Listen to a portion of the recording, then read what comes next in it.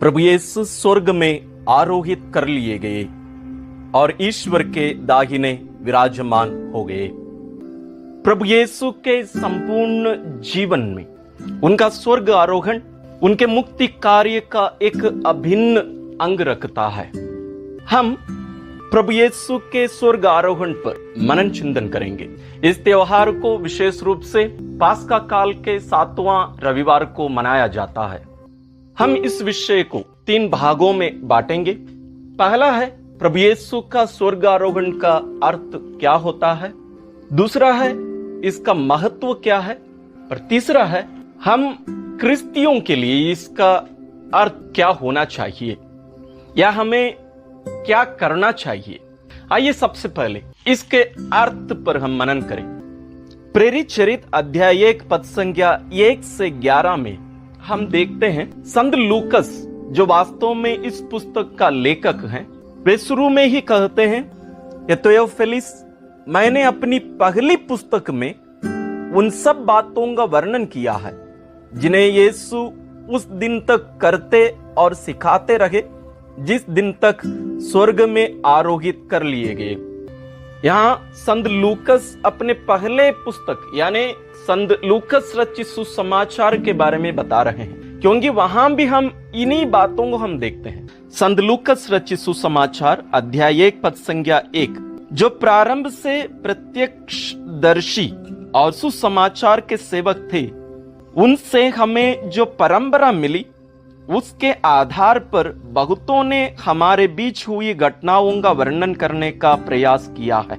मैंने भी प्रारंभ से सब बातों का सावधानी से अनुसंधान किया है, इसलिए श्रीमान थियोफिलस, मुझे आपके लिए उनका क्रमबद्ध विवरण लिखना उचित जान पड़ा, जिससे आप यह जान लें कि जो शिक्षा आपको मिली है वह सत्य है। तो यहां हम देखते हैं संत लूकस दोनों पुस्तकों को एक ही व्यक्ति के नाम पर लिखे हैं। वास्तव में बाइबल में जितने भी पुस्तकें हैं ये सब हमारे लिए हमारे नाम पर लिखा नहीं गया है। नए विधान में जो 4 सुसमाचार है, चारों सुसमाचार 4 अलग अलग लोगों के द्वारा 4 अलग अलग लोगों के लिए, हो सकता है कलीसिया के लिए या कोई व्यक्ति के लिए, जैसे अभी लूकस जैसे बताए थियोफिलस, उनके लिए लिखे हैं। तो आज इसको जब हम समझ रहे हैं तो हमें हमारे परिवेश में, हमारे आज की परिस्थिति में उसको समझना बहुत जरूरी है। संत लूकस हमसे ये कह रहे हैं, पहले पुस्तक में प्रभु यीशु के स्वर्ग आरोहण तक के कार्यों को वे लिखे हैं, और अपने दूसरे पुस्तक यानी प्रेरित चरित्र में उसके बाद के कार्य यानी कलीसिया के कार्य, पवित्र आत्मा का आगमन और कलीसिया के कार्यों के बारे में वे प्रेरित चरित्र में लिखे हैं। इसलिए पुस्तक का नाम भी प्रेरित चरित्र है। प्रभु यीशु के पुनरुत्थान के बारे में जब हम मनन किए, यदि आप उस वीडियो को नहीं देखे हैं जरूर उसको देखिएगा, उसको सुनिएगा। मैं उसका लिंक डिस्क्रिप्शन में दे रहा हूं, क्योंकि पुनरुत्थान के बारे में समझना बहुत जरूरी है। पुनरुत्थान का अर्थ क्या होता है और यीशु उसके बाद में कैसे दिखे, उसका महत्व क्या है, उन सब के बारे में हमें जानने के लिए आप जरूर उसको देखिएगा। वो संत थॉमस एक्विनस जो एक महान संत हैं कैथोलिक कलीसिया के, जो पुनरुत्थान के बारे में हमें सही रूप से समझने के लिए बहुत सारी बातों को बताए हैं। उनके लेख और बाइबल में संत पौलुस जो बातें लिखे हैं, दोनों को मिलाकर उस वीडियो बनाया गया है। आप जरूर उसको देखिए तो आप समझेंगे कि यीशु कैसे दिखते थे और क्या कर रहे थे। प्रभु यीशु के पुनरुत्थान के बाद 40 दिन तक यीशु इस पृथ्वी पर अपने शरीर में रहे, जिसके बारे में यहां प्रेरित चरित्र में भी हम देख सकते हैं। यीशु ने अपने दुख भोग के बाद 40 दिन तक उन प्रेरितों को बहुत से प्रमाण दिए कि वह जीवित थे। वह बार बार उन्हें दिखाई पड़े और उनके साथ ईश्वर के राज्य के विषय में बात करते रहे। यानी यीशु शिष्यों के साथ हमेशा उन 40 दिनों तक नहीं रहे।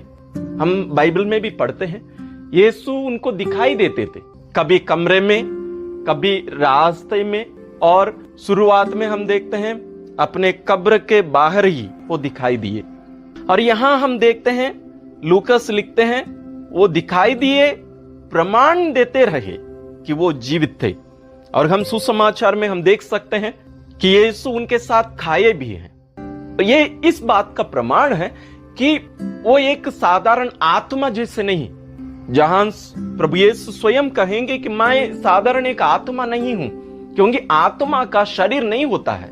लेकिन प्रभु यीशु कहते हैं कि देखो मेरा शरीर, मेरे हाथ पैर और हाथ में पांव में जो घाव हुए उसको भी देखो, और तुम अपना हाथ इसमें डालकर देखो। ये बात प्रभु यीशु संत थॉमस से कहे थे। तो प्रभु यीशु जिस शरीर के साथ पुनर्जीवित हुए, वही शरीर है जिस शरीर के साथ वो जन्मे थे। उसी शरीर में वे जन्मे, दुख भोगे, मरे, दफनाए गए और पुनर्जीवित हुए, और आज उसी शरीर के साथ स्वर्ग में विराजमान है। ये बहुत महत्वपूर्ण बात है, इसलिए मैंने कहा था आप जरूर उस वीडियो को देखिएगा। यहां एक बहुत महत्वपूर्ण बात हमें समझने की जरूरत है, वो ये है कि यीशु का शरीर, जैसे मैंने थोड़ी देर पहले कहा, उनके जन्म के समय मरियम से जो शरीर लिए, मानव शरीर, उस शरीर के साथ आज भी यीशु स्वर्ग में है। यहां हमें एक बात जरूर ध्यान से समझने की जरूरत है। यीशु मानव व्यक्ति नहीं है, वो ईश्वरीय व्यक्ति है। लेकिन शरीर धारण के समय प्रभु यीशु मानव स्वभाव को अपनाए। इसका अर्थ क्या होता है उसको हमें समझने के लिए जो क्रिसमस के दिन जो वीडियो बनाया गया था, आप उसको देखिए। लेकिन एक बात मैं यहां कहना चाहूंगा, प्रभु यीशु त्रिएक ईश्वर में दूसरा व्यक्ति है, यानी पिता, पुत्र और पवित्र आत्मा। इन तीन व्यक्तियों का जो समुदाय, समूह या परिवार है ईश्वर, उनमें से दूसरा व्यक्ति पुत्र ईश्वर मरियम से शरीर धारण लिए पवित्र आत्मा के द्वारा। और ये व्यक्ति यानी ईश्वरीय व्यक्ति मानव स्वभाव को अपनाकर इस दुनिया में जन्म लिए, हमारे साथ रहे, हमारे समान रहे। वो प्रभु हमारे साथ रहकर हमारे साथ जिए, हमारे दुखों को, पापों को अपने ऊपर लिए और उसको क्रूस पर नष्ट करके हमें नया जीवन दिए। प्रभु यीशु के स्वर्ग आरोहण के पहले 40 दिन वे अपने शिष्यों के साथ रहे। जैसे थोड़ी देर पहले मैंने प्रेरित चरित्र से पढ़कर सुनाया, वो अपने शिष्यों के साथ रहकर उनको समझाए उनके जीवन का मतलब क्या है। लेकिन अंत में वे कहे, आप लोग इन सब बातों को नहीं समझ पाओगे। इन रहस्यों को समझने के लिए आप लोगों को एक सहायक की जरूरत है, पवित्र आत्मा, जो मैं कुछ दिन बाद यानी 10 दिन बाद भेजूंगा। उस दिन तक आप लोग यहीं रहना। यही कहकर वे स्वर्ग में आरोहित हो जाते हैं, जिसके बारे में संत लूकस यहां प्रेरित चरित्र में लिखते हैं। इतना कहने के बाद यीशु उनके देखते देखते आरोहित कर लिए गए, और एक बादल ने उन्हें शिष्यों की आंखों से ओझल कर दिया। यहां हम स्पष्ट देख रहे हैं, यीशु उनके शिष्यों के देखते देखते ही यानी उनके सामने ही स्वर्ग में आरोहित हो जाते हैं, और एक बादल आकर उनको यानी यीशु को उनके शिष्यों की आंखों से ओझल कर लिए, यानी उन्हें दिखाई नहीं दिए। पुराने विधान में भी हम बादल के बारे में सुनते हैं, विशेष रूप से निर्गमन ग्रंथ में, जहां इस्राएली मरुभूमि होकर यात्रा करते थे 40 साल। 40 साल में ईश्वर उनके साथ कभी बादल के रूप में, कभी आग के खंभे के रूप में उनके साथ रहे। तो बादल भी एक प्रकार से उनकी उपस्थिति का एक रूप था पुराने विधान में। लेकिन यहां आकर वही बादल यीशु को उनके शिष्यों की दृष्टि से ओझल कर लिया। और यीशु का क्या हुआ? सुसमाचार में लिखा गया है, संत मार्कुस रचित सुसमाचार अध्याय 16 पद संख्या 15 से 20 में, उसके अंत में हम देखते हैं, प्रभु यीशु अपने शिष्यों से बातें करने के बाद स्वर्ग में आरोहित कर लिए गए और ईश्वर के दाहिने विराजमान हो गए। तो यीशु पिता ईश्वर के दाहिने विराजमान है। वहां यीशु हमारे और ईश्वर के बीच के मध्यस्थ के रूप में वहां विराजित है, हमारे महापुरोहित के रूप में। इसका मतलब क्या है, उसी को हम अभी समझेंगे। एक पुरोहित ईश्वर और मनुष्य के बीच का एक मध्यस्थ है, जो प्रभु यीशु के द्वारा बुलाए गए और इस दुनिया में उनके कार्य करते हैं। और यीशु वही कार्य स्वर्ग में विराजित होकर कर रहे हैं। इसलिए मैंने कहा था, उनका पुनर्जीवित शरीर वही शरीर है जो शरीर मरियम से लिए। उनके शरीर में वही घाव हैं, जो घाव क्रूसित होते समय उनके दोनों हाथ में, उनके बगल में और उनके दोनों पैर में है, वो आज भी है।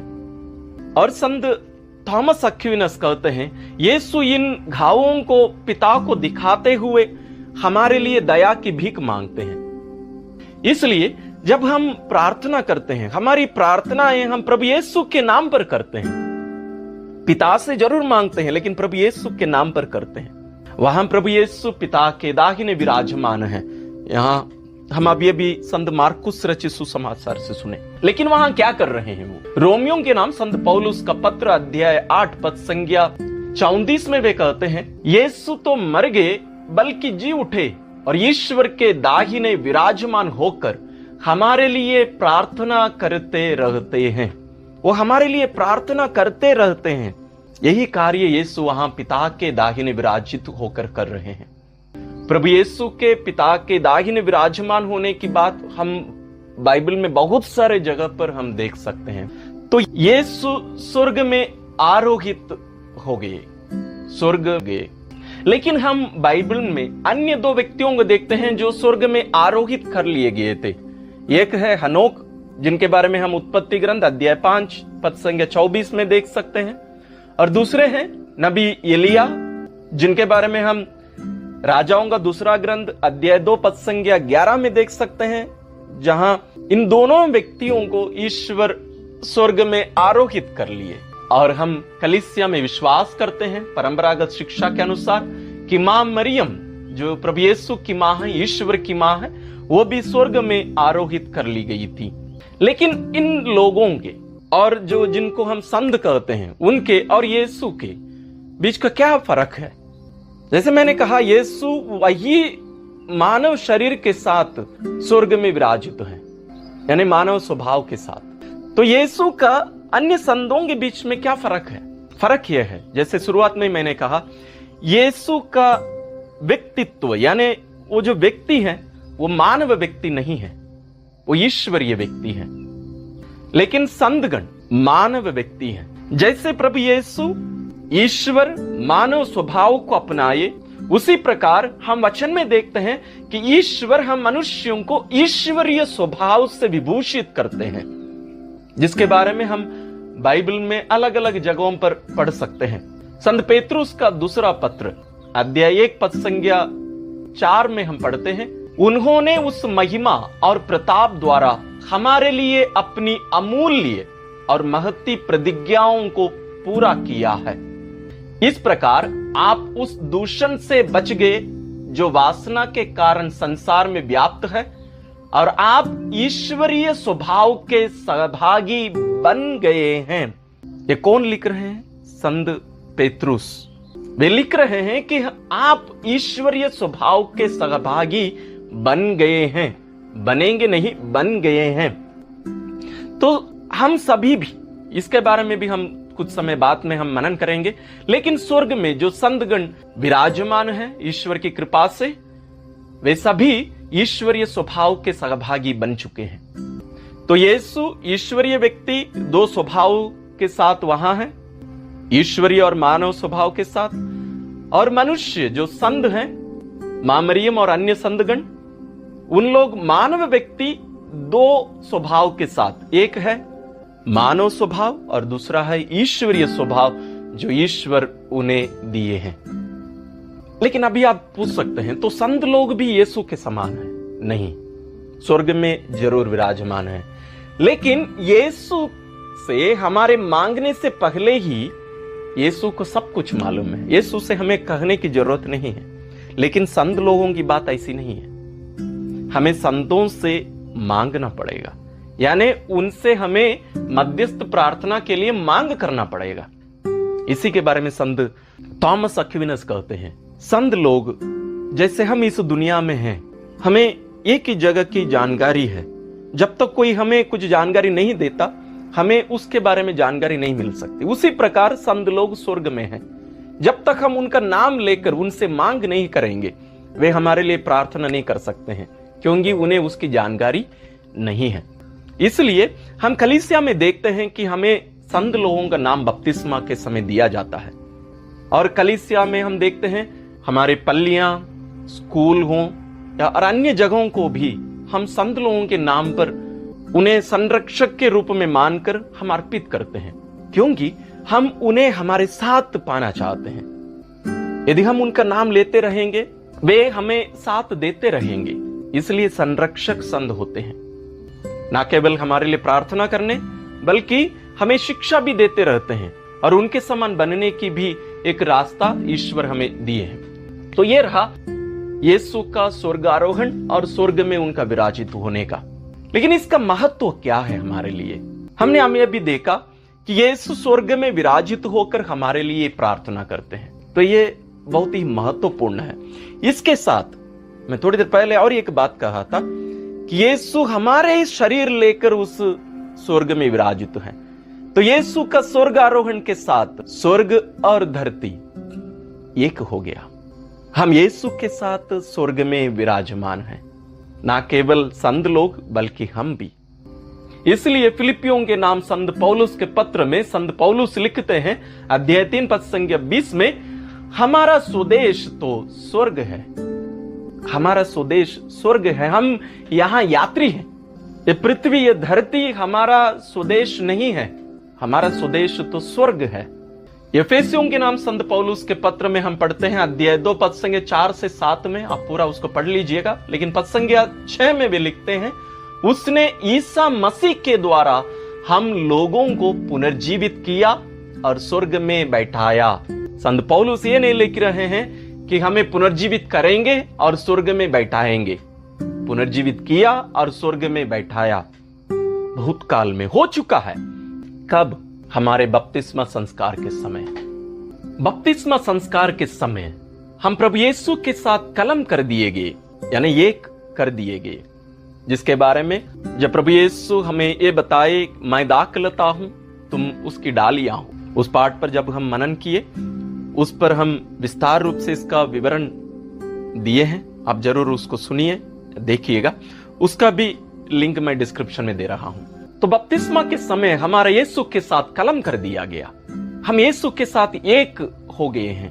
उनके साथ मरकर, उनके साथ दफनाए जाकर, उनके साथ पुनर्जीवित कर लिए गए हैं हम सभी।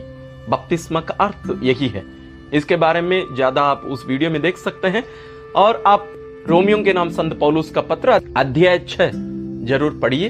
उस पर वे विस्तार रूप से हमें समझाते हैं।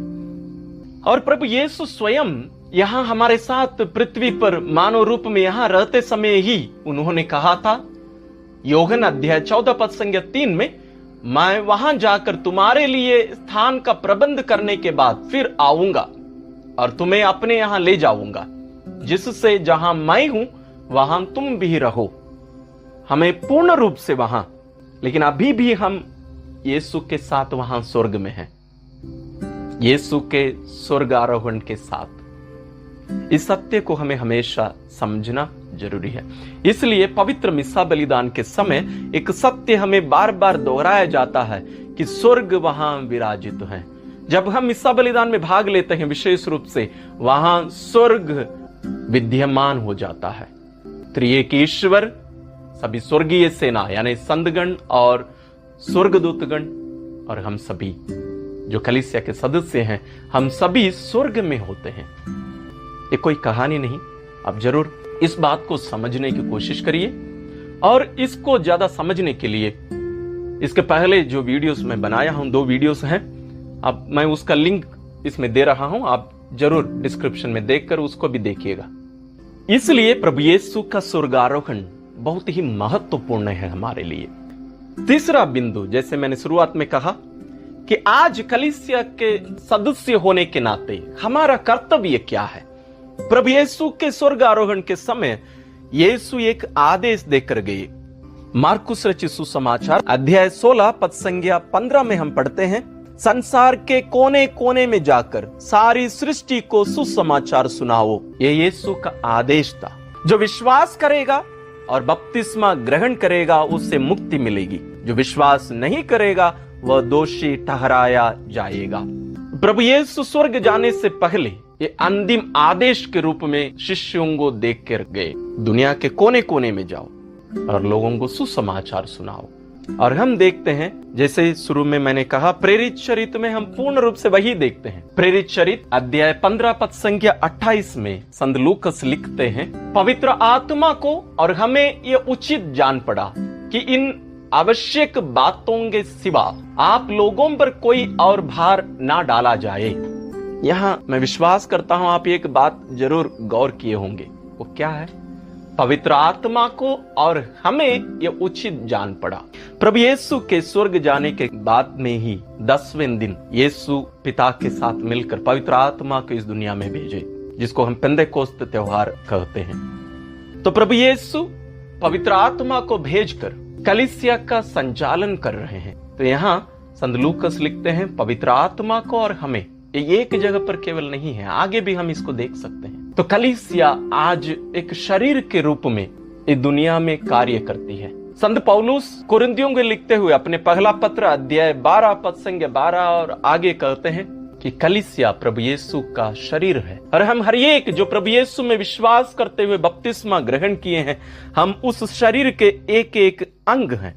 तो आज इसलिए ये बात हमें समझने की जरूरत है। प्रेरित चरित्र अध्याय 5 पद संज्ञा 31 और 32 में हम देखते हैं, ईश्वर ने उन्हें शासक तथा मुक्तिदाता का उच्च पद देकर अपने दाहिने बैठा दिया है, जिससे वह उनके द्वारा इस्राएल को पश्चाताप और पाप क्षमा प्रदान करे।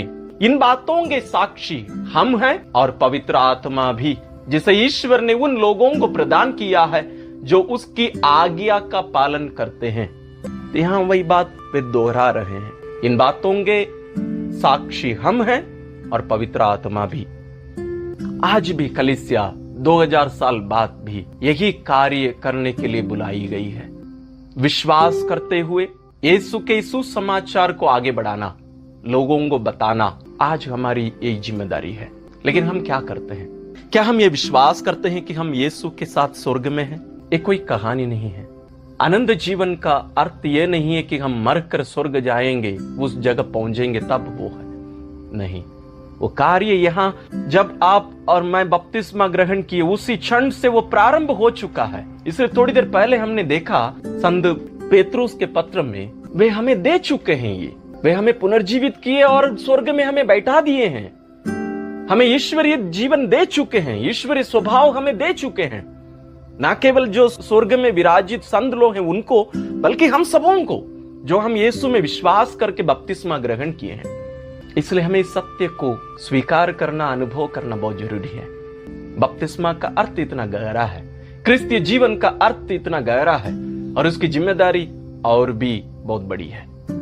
हमें इस सत्य को स्वीकार करना और इन बातों को कि जैसे पेतरुस के पत्र से ही हम जो देखे, उसी प्रकार इब्रानियों के नाम पत्र में भी हम देखते हैं अध्याय 12 पद संख्या 10 में, वह हमें अपनी पवित्रता का भागी बनाना चाहता है, यानी सदा उस स्वर्ग में अपने समान हमें बनाना चाहता है। रोमी अध्याय 5 पद संख्या 2 में हम पढ़ते हैं, मसीह ने हमारे लिए उस अनुग्रह का द्वार खोला है जो हमें प्राप्त हो गया है।